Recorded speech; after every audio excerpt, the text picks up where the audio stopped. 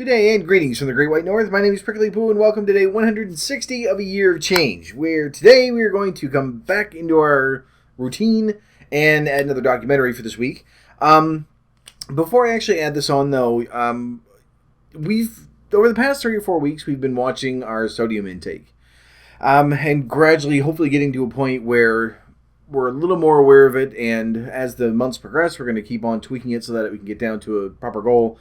But you've probably noticed there has been a lack of salt documentaries. I'm thinking that during this time period would be probably the ideal time to actually put in those salt documentaries.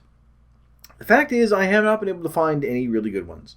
I did find one, a number of different ones, but generally speaking, they don't actually talk about sodium in our diet or how salt affects our diet and our health or anything like that.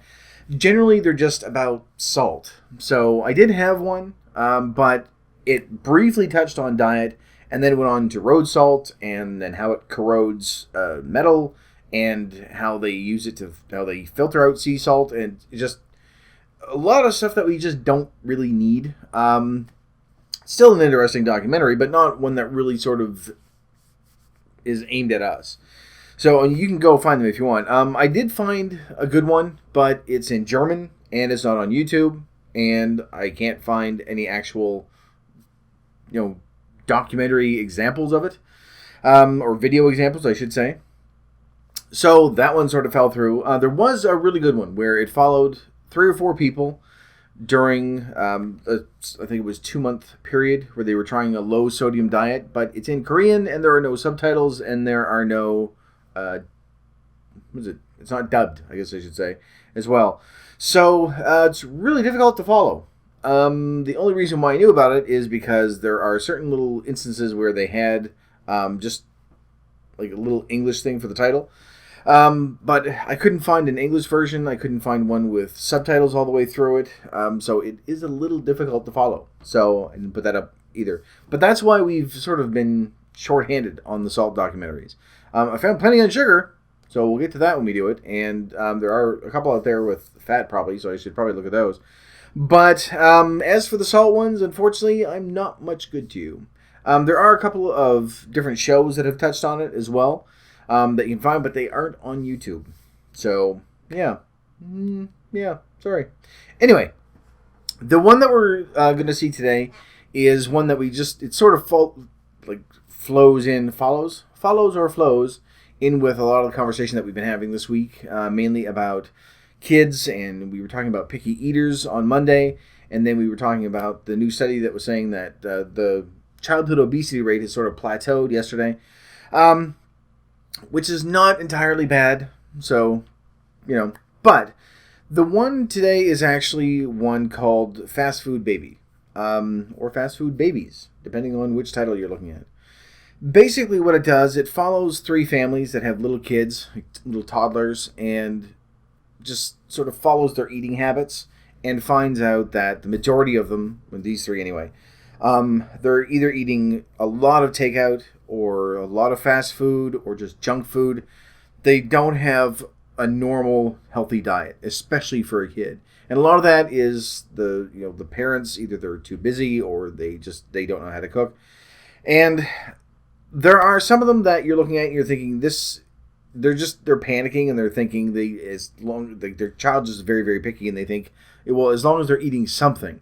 But the problem is, because they've introduced those junk foods early on, then that's all the kid wants, which we understand because we are still like that now. Because let's face it, if we could lose weight and get to the type of body that we want and get to the health level that we want, but we could still eat fish and chips and hamburgers and all sorts of stuff all the time, we still would, because it's great. That's what it takes. That's why we are the way we are, because everything tastes so good. But when you're watching this, there's a couple that are they're sort of panicking and thinking their kids just won't eat it, so they have to feed them something, so they'll eat fast food.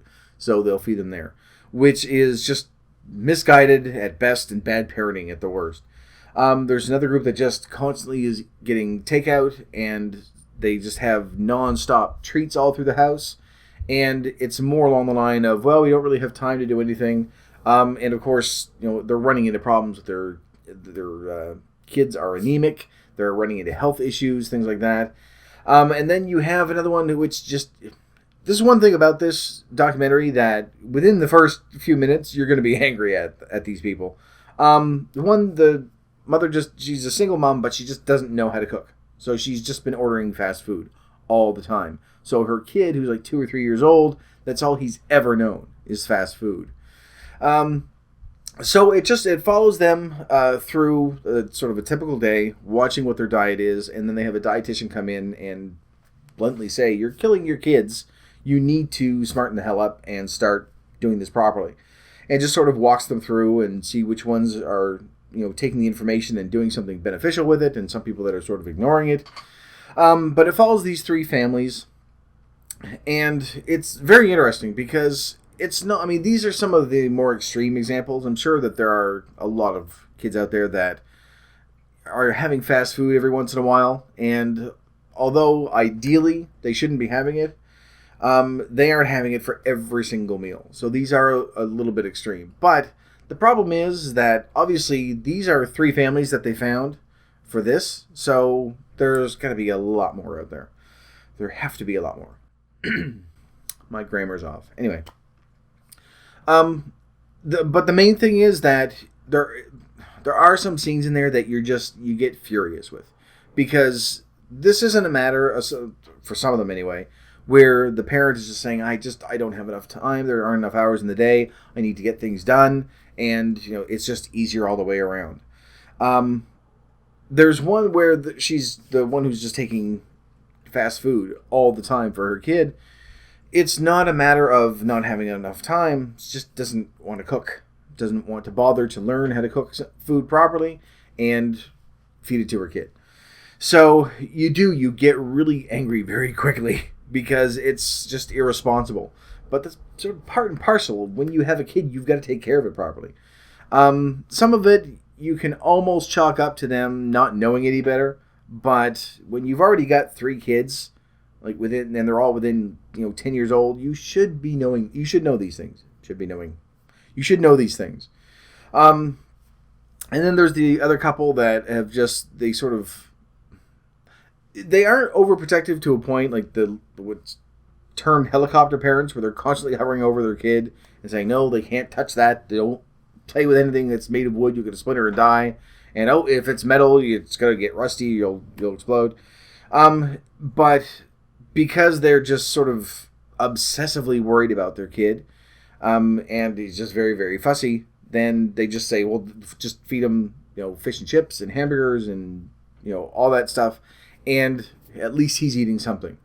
But the number of health problems that sort of come along with that, aside from the fact that these are little tiny kids that aren't getting the nutrients that they need to grow, like I say, one of them ends up having anemia because he just simply doesn't have enough iron in his diet. There are little things like that. On top of that, they're eating a tremendous amount of calories. Right now, even at the weight that I am, I'm eating about... MyFitnessPal has set things up for about 1,800 calories a day. And that's for me to get down to a proper weight and be able to maintain it. These kids are eating sometimes 3,000 calories a day. And these are 2 and 3-year-old kids. So, I mean, while you can sort of look at it and say, well, okay, I understand the thought process behind it. I know why you're doing what you're doing. There's still that underlying anger that just goes, be a fucking parent. Take care of your kid. You need to feed them properly. And we've all seen people with little kids at fast food places and things like that. And realistically speaking, there are those moments when you think, I'm exhausted from the day. I don't have time. I don't need to do this. And having it once in a while is not devastatingly bad. The problem is that with these 3 people, and I'm sure with a great many other people throughout the North America and Europe and everywhere else, that this is sort of their regular diet, fast food. And we know that even as adults, it causes issues with us. So giving it to, a little kid that's doubling in height over the next 10 years and is constantly growing and needs this stuff, just is bad parenting. There's really no other way around it. It's whether you understand the reason behind it and say, yes, but this is why they're doing this, or, these are the underlying causes. It's still bad parenting all the way around. If you're just feeding your kid junk food, not even just fast food, just junk food. Like if you say, well, they're allowed to have free reign of, candy whenever they want, that is bad parenting.